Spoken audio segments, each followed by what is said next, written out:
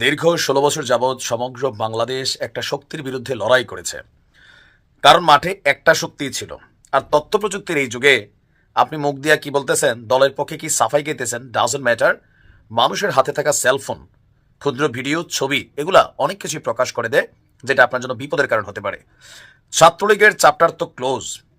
ছাত্র শিবির গোপনে রাজনীতি করছে, গুপ্ত রাজনীতি, এটা বাস্তব। আর বাকি হলো ছাত্রদল। ছাত্রলীগের অনুপস্থিতিতে হাসান আবদুল্লাহ বলছিল যে ভাই, এত বছর আপনারা কইছিলেন একটা ব্যানার ধরার জন্য ৬ জন লোক থাকতো, এটাও ছিল না, এখন পিছনে কাদেরকে দেখছেন। তো ছাত্রলীগের পরিণতি আপনাদের হবে। এখন কুয়েটে আসলে গতকালকে কতটা নৃশংস ঘটনা ঘটেছে, উস্কানি যেই দলই দেখ, যেভাবেই দেখ, ঘটনা কিন্তু ঘটছে। মানুষ কি দেখে? আপনি দেখেন জুলাই অভ্যুত্থানে মানুষের মধ্যে কোন জিনিসগুলো ভাইব করছে জানেন? পুলিশ কিভাবে গুলি করছে, ছাত্রলীগ কিভাবে রামদালয়ে দৌড়াইছে, এই ফুটেজগুলা রাতারাতি মানুষকে ঘুম থেকে জাগায় ফেলছিল। আর এখন সারা বাংলাদেশে যে চিত্র আছে, এর মাঝখানে গতকালকে কুয়েটে যা ঘটছে, এইটা নিয়ে একটা মহা পরিকল্পনা করেছে বৈষম্য বিরোধী ছাত্ররা। সারা বাংলাদেশকে তারা দেখাইতে চায় গতকালকে একদিনে কি ঘটনা ঘটছে কুয়েটে। এর পাশাপাশি জুলাই অভ্যুত্থানে যা ঘটছে সেটাও দেখাবে। বুঝতে পারছেন তো?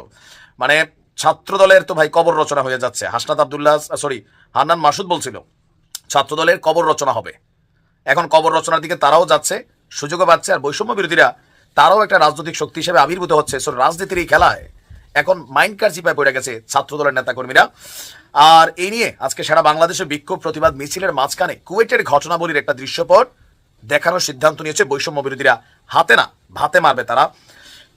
কুয়েটে যে গতকালকে ছাত্রদলের হামলার ভিডিও আজকে দেশের প্রতিটি ক্যাম্পাসে প্রদর্শন করার সিদ্ধান্ত নিয়েছে বৈষম্য বিরোধী ছাত্ররা। এছাড়া একই দিনে ঢাকা বিশ্ববিদ্যালয়ের টিএসসিতে জুলাই হত্যার যে ভিডিও সেটাও প্রদর্শন করা হবে। মানে মানুষের মেমোরিকে আবার জায়গায় তোলা হবে যে দেখো কারা ছিল আর এখন কারা আছে, আমরা কারা। বৈষম্য বিরোধী ছাত্ররা সব জায়গায় রাজনীতি যেটা করতেছে, তারা কিন্তু খালি হাতে করতেছে, মুখ দিয়া, মাঠের শক্তি প্রদর্শনে। বেকায়দায় থাকা ছাত্রদল তারা কিন্তু অনেকটা প্রকাশ্য হয়েছে। আর বিশেষ করে গতকালকে যুবদলের যে নেতা বহিষ্কার হয়েছে রামদাহাতে ১০০-র কাছাকাছি ছাত্রদেরকে কোপানো হয়েছে, পিটানো হয়েছে, সেই ভিডিওগুলো আজকে প্রকাশিত হতে যাচ্ছে। আপনার বৈষম্য বিরোধী ছাত্র আন্দোলনরা বলছে আমরা জুলাই অভ্যুত্থানের স্মৃতিকে তাজা রাখতে চাই। আমরা চাই না জনগণ এটাকে ভুলা যাক অথবা নব্য ফেসিবাদের উত্থান ঘটুক। তাই আমরা সারা দেশে জুলাই অভ্যুত্থানের ভিডিওর সাথে কুয়েটের যে রিসেন্ট ঘটনা, এইটাকেও মানুষের কাছে আমরা পৌঁছায় দিতে চাই। যদিও এই ঘটনায় ইতিমধ্যেই যুবদলের বেশ কয়েকজনকে বহিষ্কার করা হয়েছে দল থেকে। আইনশৃঙ্খলা বাহিনী অনেকের বিরুদ্ধে অভিযান পরিচালনার সিদ্ধান্ত নিয়েছে। এর পাশাপাশি থমথমে পরিস্থিতি বিরাজ করছে সারা বাংলাদেশের শিক্ষাঙ্গনগুলোতে।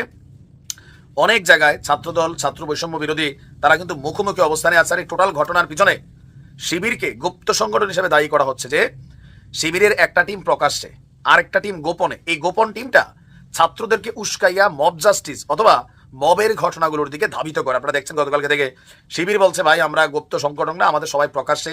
ছাত্রদল বলতেছে না, বিএনপি বলতেছে না, তোমরা প্রকাশ্যে আসো। সব মিলিয়ে আওয়ামী লীগ যেই পথে গেছে, বিএনপিকে আসলে সেই পথে যাবে, নাকি নতুন কোনো লড়াই বাঁধবে, নাকি আবার আপোষ হবে? তবে রাজনীতির খেলায় অনেকটা বেকায়দায় পড়ে যাচ্ছে ছাত্রদল।